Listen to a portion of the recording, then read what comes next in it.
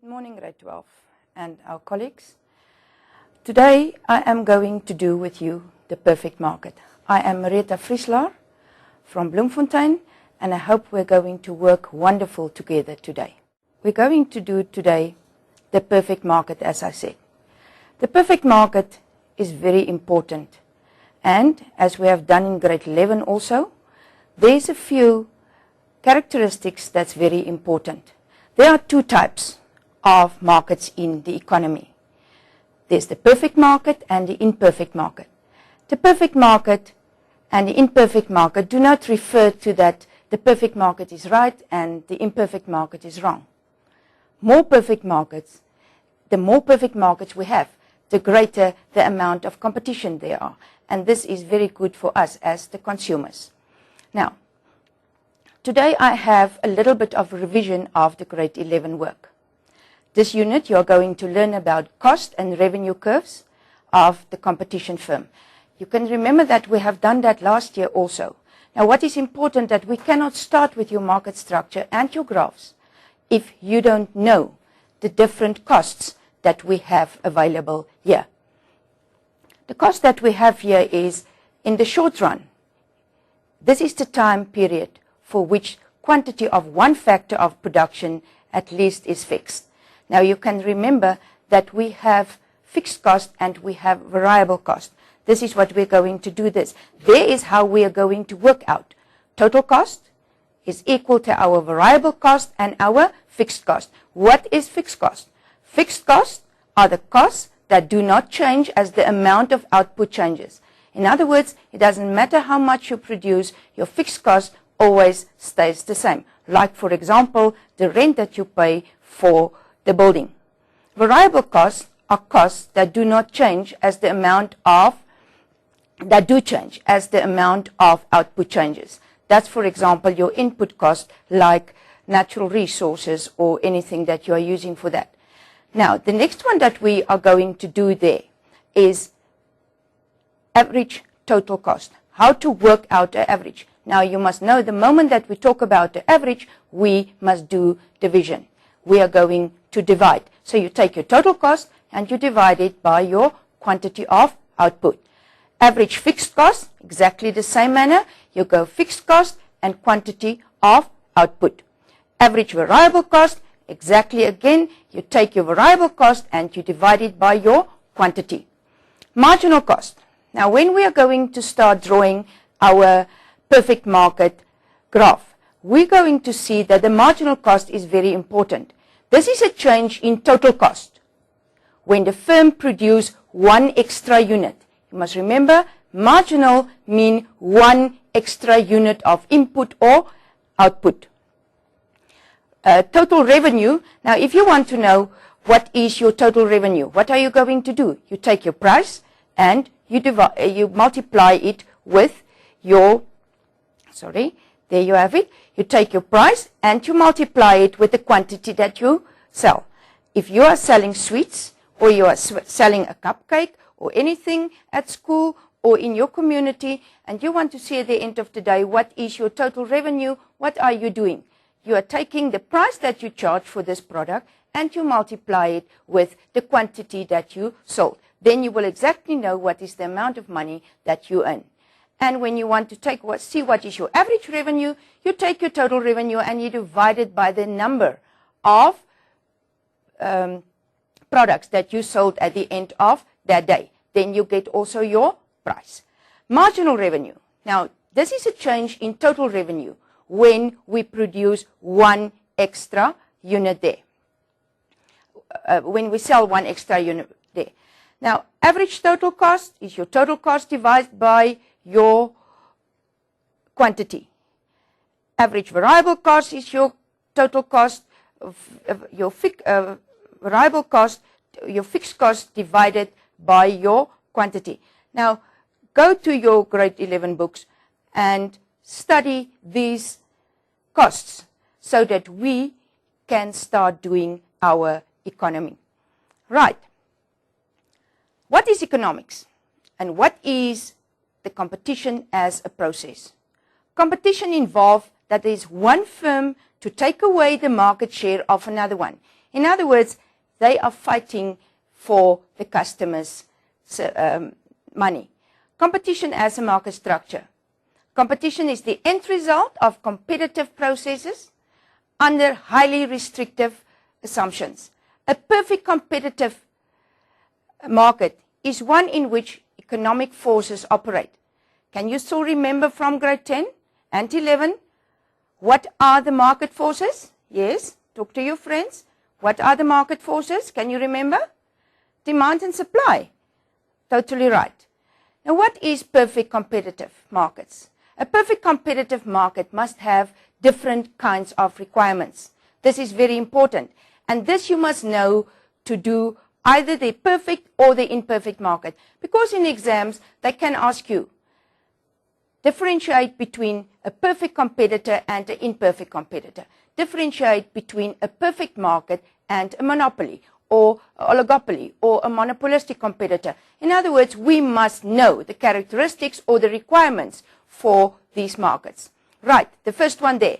Both buyers and sellers are price takers. You must remember that they are one small seller in a big market. Therefore, they cannot set their prices themselves. They are price takers. There's a large number of firms. There's a lot of shops around us. There's not just one. There are no barriers to enter or to exit. You can exit the market as you wish. The firms produce identical or homogeneous products. Homogeneous, can you remember what the word means? Homogeneous means that the product looks identical. It's the same product that you can buy from shop A and from shop B. There's complete information. All of us have complete information as well as the sellers of the product. And the firms are profit maximizers. What is the driving force behind the business? You want to maximize your profits. Right, the demand curve for the firm and the industry. Now, as we have done in our grade 10 and 11, we have done the demand curve, demand and supply curve. There you have that in front of you, and you will see that we have a normal demand curve that is now from the consumers. You have a normal supply curve that is from your suppliers. You must always remember that you must write their price, and this axis is your quantity. Now, this is the normal price formation graph. Here is your equilibrium. In other words, P1 is your price that that the market is going to charge, and there at the bottom you have your quantity. Now, because the individual market is one small market in a big industry, he or she cannot make a price. They cannot charge any price they wish. They are price takers. Therefore, they must take the price of the market for them. It doesn't matter what they are selling, but they must charge this price. They are not going to ask a price there, because then they are going to charge themselves out of the market, because the consumer are willing to pay this amount of money. They are not going to charge a price there, a lower price, because the consumer are willing to pay P1. Therefore, this is what the individual producer look like. They have a horizontal demand curve. Why? Because they are price takers. The demand curve versus the firm's demand curve. Right, there you have the first one. The market, the firm, there's your supply curve, as I just said. There's your demand curve. There's your price for the market, and then the firm have to take that price. All right. Then, where is your profit maximizing level of output? The goal of the firm, as I just said to you, is maximizing profit. When it decides what quantity to produce, it continuously asking themselves, what is the change in the quantity and how does that affect our profit? Profit maximizing level of output. Since profit is the difference between, can you remember, what you have earned and what it cost you, your total revenue and your total cost. Remember I said to you that we must know all these costs, and you must know how to work it out before we can start with this work. what happened to profit in response to a change in output is determined by your marginal revenue and your marginal cost. Where does a firm maximize its profit? Can you remember? Yes, that's right. Where marginal cost is equal to your marginal revenue. Where is your maximum profit level of output? What is marginal revenue? We just have done that. That is the change in total revenue associated with a change in quantity. What is your marginal cost? That is your cost of the change in total cost associated with a change in quantity. Marginal revenue. Since a perfect competitor accepts the market price as it's given, you remember that the perfect competitor is taking the price of the market. For a competitive firm, marginal revenue is equal to your price. In other words, what you charge, say it's 10 Rand, what you're going to get extra for one extra product is also going to be 10 Rand. Right, your marginal cost. This is now what it's costing you. Initially, marginal cost fall, and then it start to rise. Marginal concepts are the best defined between different numbers. Now you will see there's your graph again, there's your cost and your price. And can you see that? We said in the previous one that marginal cost initially is falling and then it start to rise. Look at that. Do you see your marginal cost curve? Can you see that? You must always remember that it is falling and then it start to increase again. Look at a margin at the cost and revenue curve, and then you will also realize that it worked like that. Right. There you will see it's decreasing, there is decreasing, and there the cost is increasing. How to maximize profit? To maximize profit, a firm should produce where marginal cost is equal to marginal revenue. That is very important. And you must always, when you start with this, write on a piece of paper or on your question paper, marginal cost equals marginal revenue. This is what you first have to look at. How to maximize profit? If marginal revenue does not equal marginal cost, a firm can increase its profit. What can they do? They will have to change their output. They cannot decrease their prices because the consumer are prepared to pay a certain amount of money. The supplier will continue to produce as long as marginal cost is less than marginal revenue. You cannot produce where your cost is bigger than your revenue. Right. How to maximize profit? The supplier will cut back on production. If marginal cost is greater, you will stop producing a little bit just to see if your profit cannot increase a little bit and your cost is not that much.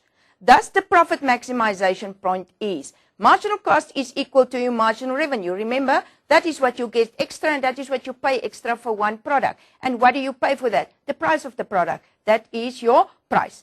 Marginal cost curve is also the supply curve. You will see that there's a demand curve, but there's never one that say this is your supply curve. You must remember that your marginal cost curve is also your supply curve. It is the firm's supply curve above the point where prices exceed average variable cost.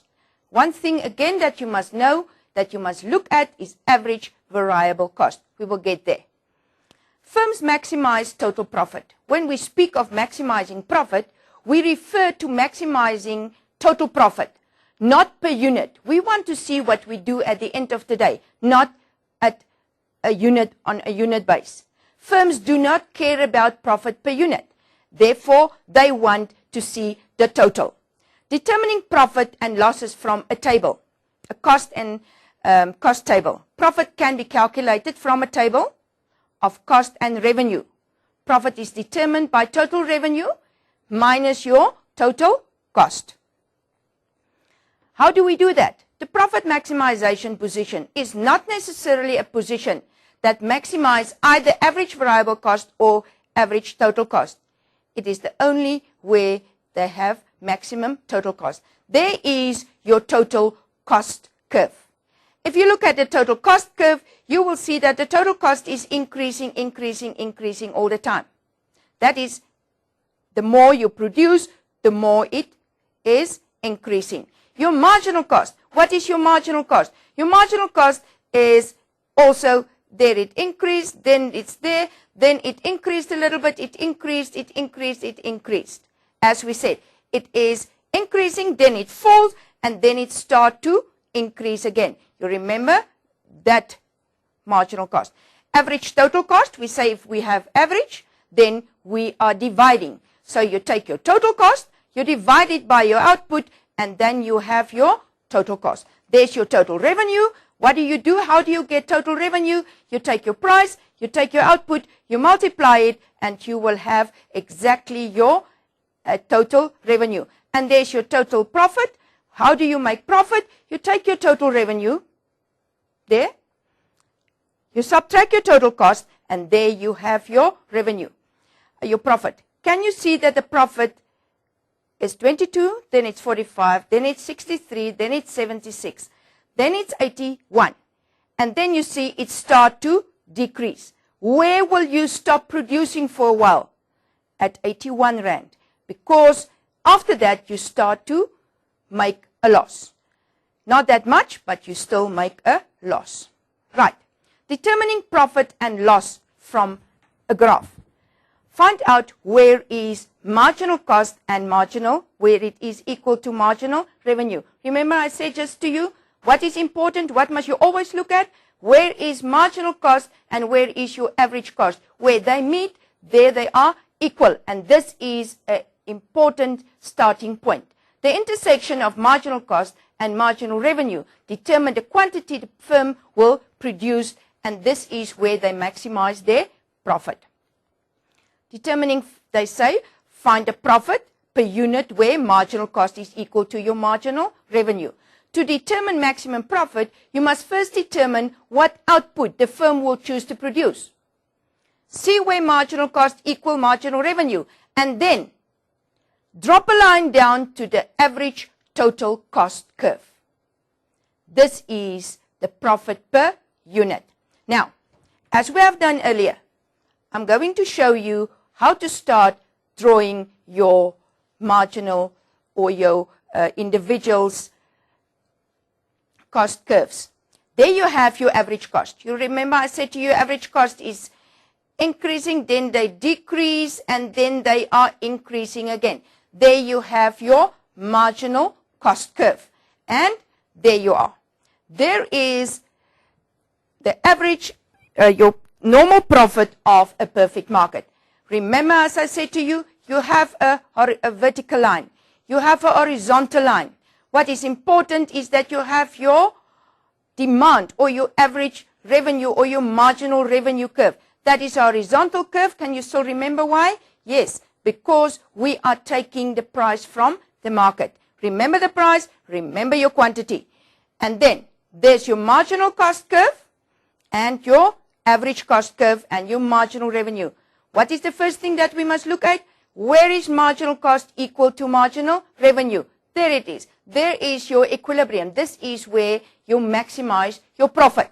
And then they said, what must you look at? You must look at your average cost curve. It's also equal there. So there you maximize profit. That is normal profit for the perfect market.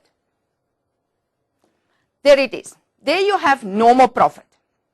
As we have just said, where your marginal cost is equal to your marginal revenue as well as equal to your average cost. We can also make an economic profit. In the short term, the perfect market or the perfect competitor is making economic profit. You have there your marginal cost curve again. There you have your marginal revenue, and we say there you maximize your profit. Remember that? You must always remember where is marginal cost equal to marginal revenue. That is maximizing your profit. There it is. Then the second thing that you must look at is your average cost. Where is your average cost curve now? Here. Can you see there? There your average cost is now lower than what it was there. In other words, what happened now? Your cost is decreasing, but your revenue is still the same. In other words, your cost is now less than your revenue. That part there is then your economic profit. Economic profit. Now, if we look at a loss, remember, businesses can make loss.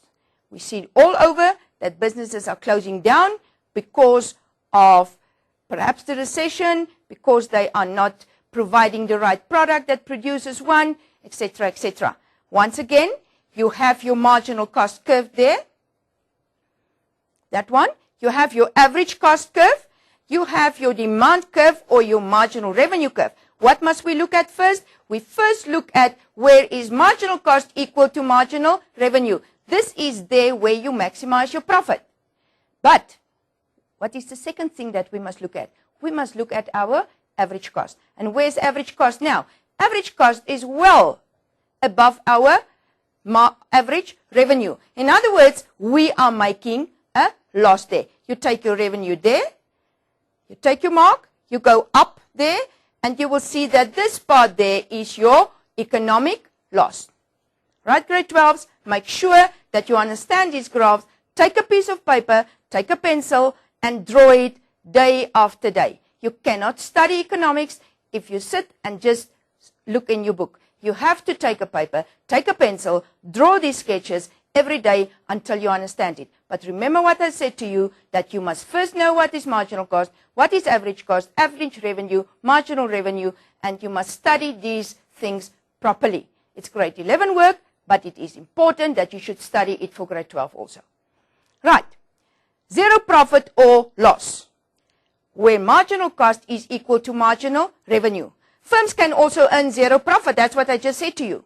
So, all these cases where you make a profit, where you make a loss, where you have normal profit or zero profit, it determines the profit maximization level, output level, does not depend on the fixed cost or the average total cost, but by marginal cost is equal to our price.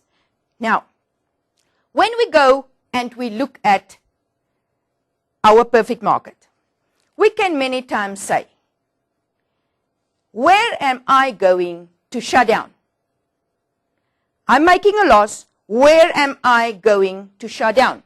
The firm will shut down when it cannot cover its average variable cost. Very, very important. Can you still remember what I said to you? Average variable cost. How did you work it out? You take your variable cost and you divide it by the amount of output. That is your average variable cost. What is variable cost? Variable cost is the cost that is changing when you change your output. That is, for example, as I said, something like your insets, natural resources, more petrol, more, if you are a carpenter, more wood, etc., etc. A firm should continue to produce as long as price is greater than your average variable cost. Once prices fall below that point, you must rather shut down temporarily. Why? Just for a while. Shut down your production so that you can save variable cost.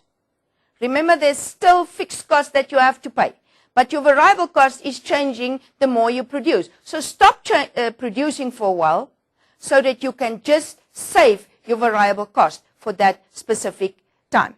The shutdown point is the point at which the firm will gain no more by shutting down than it will by staying in the business. This is important.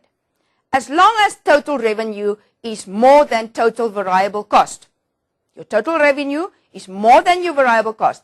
As I just said to you, it is good just to stop producing for a while so that you pay less variable cost.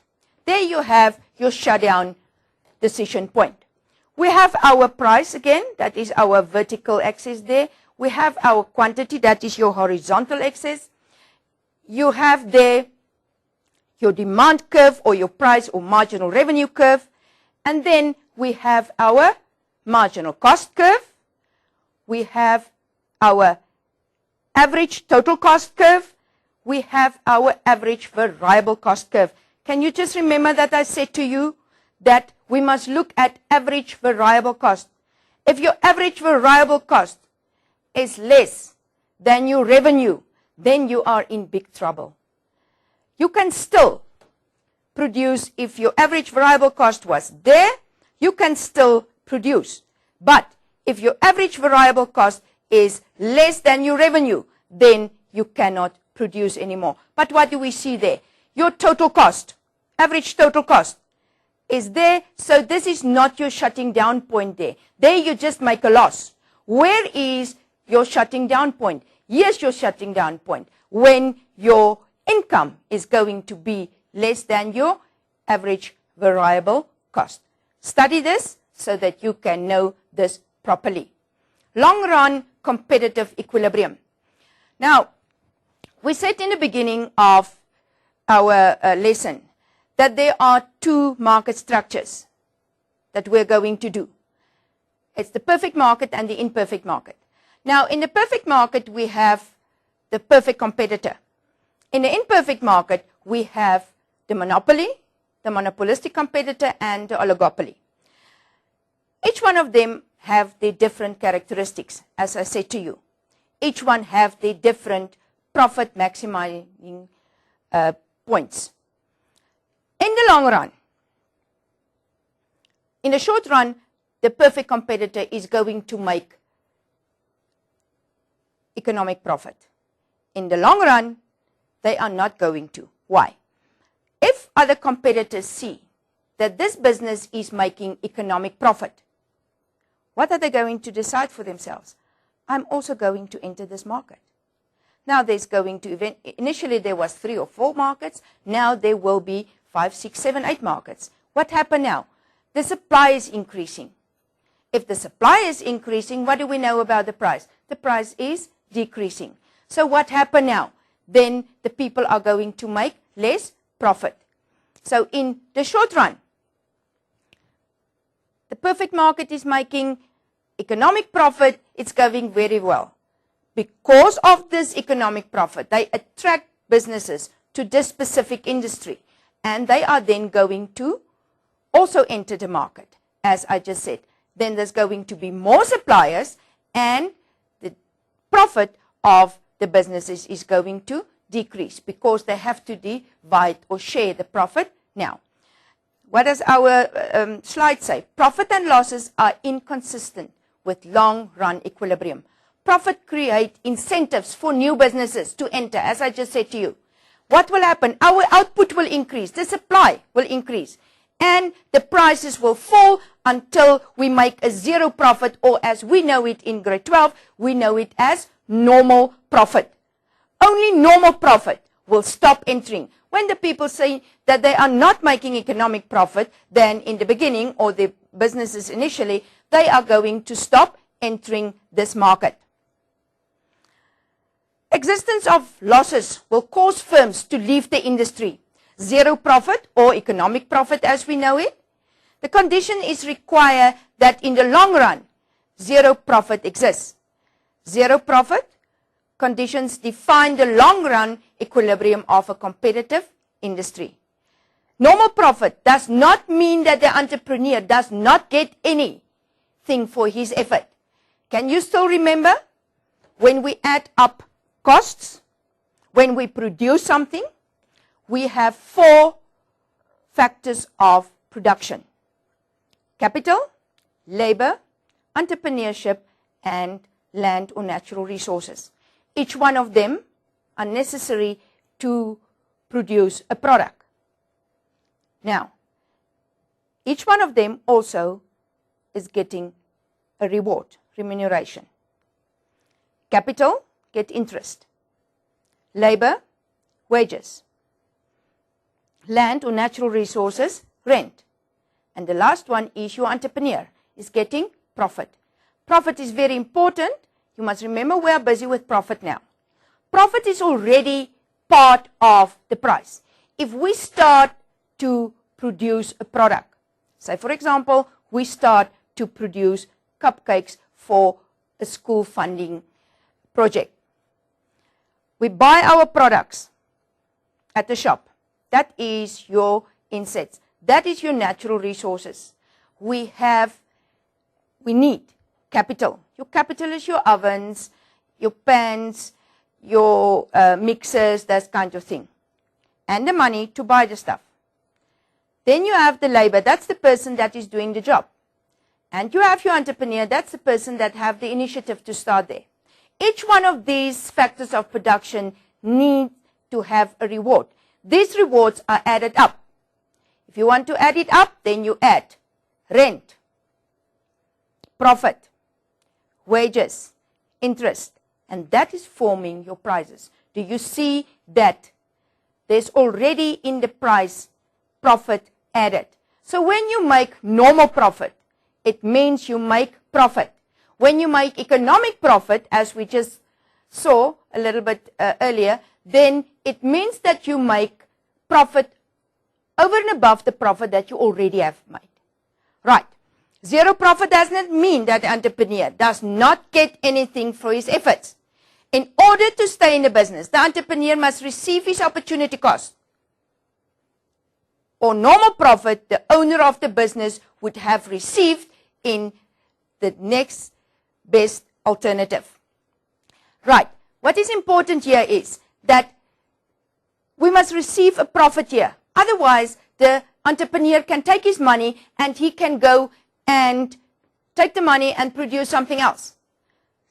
Enter a new market with this specific money that you have available. Right. Long run competitive equilibrium. Normal profit are included as a cost, as I just said to you, and not included in economic profit. Economic profit are profits above normal profit, as I just indicate to you. This is when your cost is less than your revenue, where you are making then a economic profit. Even if some firms have super efficient workers or machines that produce rent, it will not take long for competitors to match these efficiencies and drive down the prices. Rent is an income received by a specialized factor of production. Do you know which factor of production is receiving rent? Natural resources. Very important. You remember you have done that in grade 10. Long run equilibrium. There you have your marginal cost curve. There you have your price. You have your quantity. You have your demand curve. That is your price and marginal revenue curve. You have your short-term average total cost. You have your long-term average total cost. Can you see that? Where are we looking at profit maximization? Where marginal cost is equal to marginal revenue. And where is that? Exactly there. All right. And there you can also see that in the long run, the perfect market is not making any profit. Why? Because there was a lot of other firms that also joined the market. And now they are just making a normal profit because the supply from the other markets is eating up their profit. Right. An increase in demand leads to higher prices and higher profits. If there's an increase in demand, for some other reason, it's winter now. So people are going to start increasing the demand for winter clothes, blankets, soup, that kind of thing that keep us warm during winter. In other words, our demand is going to increase. An increase in demand, what do we know? If demand increase, prices are increasing immediately. And we have a higher profit. That is if the supply does not respond immediately. Then, existing firms increase output, and new firms will enter the market, as we said. Increasing output still more, prices will fall. Remember, if there's new competitors, remember if there's new firms into the market, that will cause the supply to increase. And what do we know if the supply increase? Then our prices fall. What happened to the profit? The profit is also decreasing. So the competition is eating away our profit. If the market is a constant cost industry, the new equilibrium will be at the original price but at a higher output. Why? Because we say that the supply curve must immediately respond. If there's a higher demand, then supply must immediately respond, otherwise the prices is going to increase. Now, a market is a constant cost industry. If the long run industry supply curve response is elastic. Can you remember where I've done that in grade 10? Elasticity. Elasticity say if there's a change, then they must react immediately. Right. The original firms turn to their original output. But since there are more firms in the market, the total market output is now increasing. In the short run, the price does more of adjustment. In the long run, more of the adjustment is done by the quantity. Right. Market responds to an increase in demand. There's your price and your quantity. There's your market. There's your firm. There you have your normal demand and supply curve. And this is price formation. Can you see there? There's the equilibrium. Right. Now we have the firm. Can you see the firm there? Where's the firm's demand curve? All right. There it's coming. Why is the firm asking 7 rand? Because the market was forming the price at 7 rand. This is where the demanders and the suppliers agree upon a price and a quantity. Now, there's your marginal cost curve. There's your average cost curve. Right. What is important here is that we should remember that if your demand increase from D to D1, what happened? It shifts to the right. So demand is increasing. Immediately there is a higher price if the supply is not responding. Do you see they asked 9 rand now? But the quantity also that they demanded is increasing. Now also the firm must take this 9 rand because it's a higher price. And the new equilibrium is setting there. And the quantity demanded. Do you see that part there? This is the amount that the price is changing with. And this is then your profit. But I said to you, the supply curve must be elastic. In other words, it must respond to a change in demand immediately. And it did so.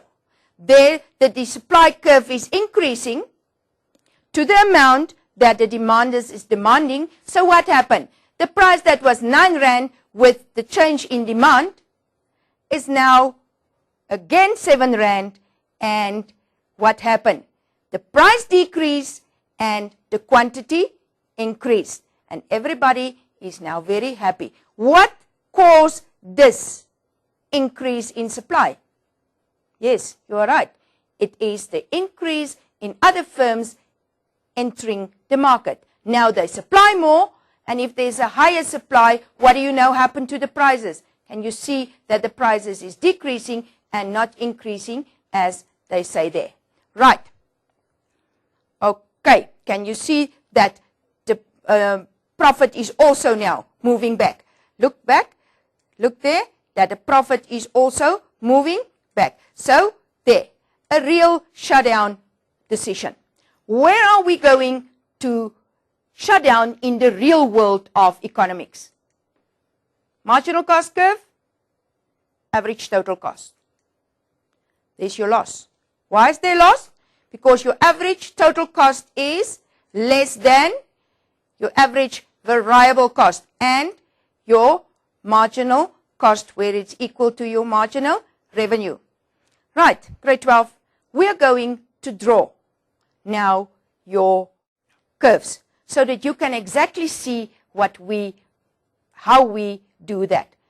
First of all, you take a piece of paper and your pencil, and we are going to draw your perfect market curve. There you have your vertical axis, horizontal axis. There you have your price, remember that? You have your quantity, very important. Can you remember that I said to you that we have a horizontal demand curve? Why? Because we are price takers. That is price, and it's also equal to average revenue. Right. Now what is important? The next one that we must have there is your marginal cost curve. Very important. This is also your marginal revenue there. What is marginal revenue? It's the revenue that you receive by selling one extra product. What is your marginal cost? It is the cost that it costs you to produce one extra product. And that is also equal to your price. Why? We are price takers. Right? Now, here you have your average cost. Can you remember I asked you that before you start with this, you must first look at where is your marginal cost equal to your marginal revenue. And then secondly, you must look at your average cost. Right. Where is your marginal cost equal to your marginal revenue? There. That's your equilibrium. And this is the point where you have maximum profit. Normal maximum profit. All right. Now, if we look at this specific one, your marginal cost is equal to your marginal revenue, as well as equal to your average cost. So there's no loss, there's no economic profit.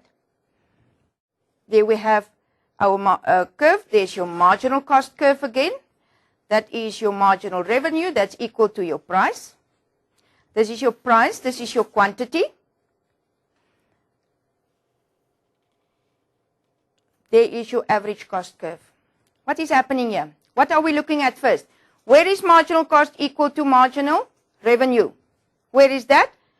This is marginal cost. This is marginal revenue. So it happened to be there.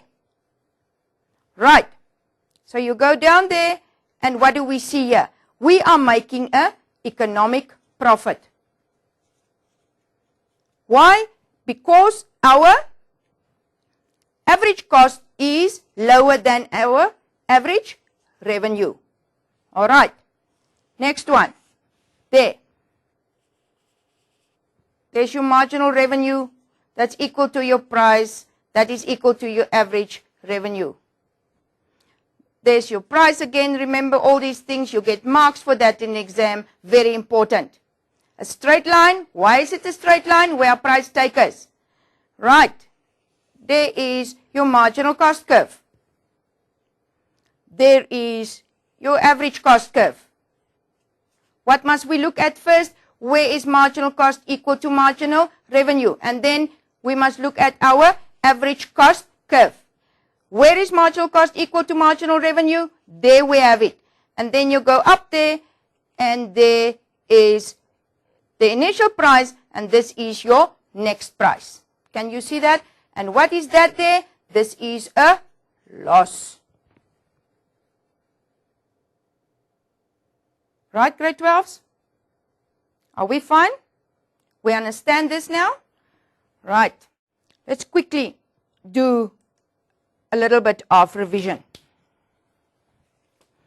We say to ourselves that this is very important. We must go back to our grade 11 work. We must exactly know what is average cost, what is total cost, what is fixed cost, all these costs. You must know how to work it out. What is important here is that we must be able to work out all these costs before you can start working on the graphs. Because it's not just for the graphs. They may perhaps give you a total cost and revenue diagram with different values in, and then you are supposed to do this and work the differences out there.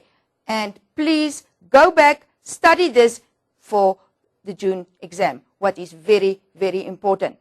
Now, in the June exam, what is important is that we are going to have questions that say, as I said to you previously, compare a perfect market with the imperfect market. What is important then is, say they say the perfect market with a monopolistic competitor. Then we must have, like this, your perfect market information. And you must also be able to have your monopolistic competitors' requirements. This is very important. You can write it in paragraph form. You can also write it in a table to make it easier for yourself. What is the answers that we must get? The number of competitors in our business. The different products. Are there barriers to enter our markets? Is there information available? The product that we are producing, is it homogeneous like the perfect market, or is it like the imperfect market, heterogeneous, differentiated, or like the monopoly, is it a unique product? This is the things that is very, very important to go and study. And then for each one of them, you must be able to draw us a sketch of the short-term and the long-term costs. Very important. Not just the costs, also the revenue that we are making in the short and the long run. I said to you in the perfect market that the perfect market have a lot of buyers and a lot of sellers, and they are price takers. Remember that we have the straight line, the horizontal demand curve, whereas the market have a downsloping demand curve, as you normally know this. There's a large number of people in this market. We have a lot of shops around us. We don't have to buy sugar at shop A alone. Shop B and C have exactly the same product. That is why we say our products are homogeneous. You can buy identical products at other shops also. That is why they are looking at each other, the shops, because they know they cannot raise their prices too high, because they have competitors. They have people, other people that's also in the market, and they can also buy, the consumers can buy this product at another place. There's complete information by the seller and the demanders, by the demanders and the consumers, in other words. The firm are also maximizing his profit. What is the driving force behind the business? We say maximizing our profit. This is very important. They say the demand curve is that the firm is facing is that from the industry, and then people, this means that the firm will increase the output in response to an increase in demand, even though that will cause the price to fall a little bit. There we have it. Little bit of revision, not that much, but we have a little bit of revision there. There's the big industry, as I just said to you, all the people that is selling sugar, and you are just one little small shop that is also selling sugar, so you cannot make a price. You must take the price of the market, where the consumer are able and willing to pay what the supplier are able and willing to produce. Now, if we look at this, then we can see that what is very important for our perfect market is to remember that we should know all our characteristics, and that the perfect market is one small little business. And this is what you must remember. One small little business in a big market. And therefore, they cannot really demand any prices. They cannot really be the boss in a market. They are just a small price taker. This is very important. There you have your graphs. We're going to close down. Grade 12s, I wish you all the best for the rest of the term. It's not long, then we're going to start writing exams. I hope you will go this afternoon. You will take a pencil. You will go and you will draw all the curves.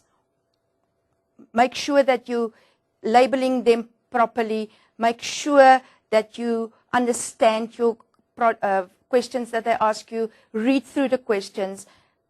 Go and look in your book. You have at the back of the books or in front of the books, define all that kind of thing. What is important, if you don't have this yet, please make sure that the schools is giving you these economic exam guidelines. In these guidelines, all of the different questions that you must study, how they are doing, setting your question papers, what you must study for which question paper is there, and then, for example, the work that we have done today. There they say, examine the dynamics of perfect markets with the aid of cost and revenue curves. That is what we have done today. And we can say there, these hot questions. My learners is very excited about the hot questions. So they have a hot question book. In this hot question book, we paste all the different hot questions. So make sure that you have a hot question book. Paste in old question papers your hot questions, study it, and I am sure it's going to go very well with you in exam. Good luck.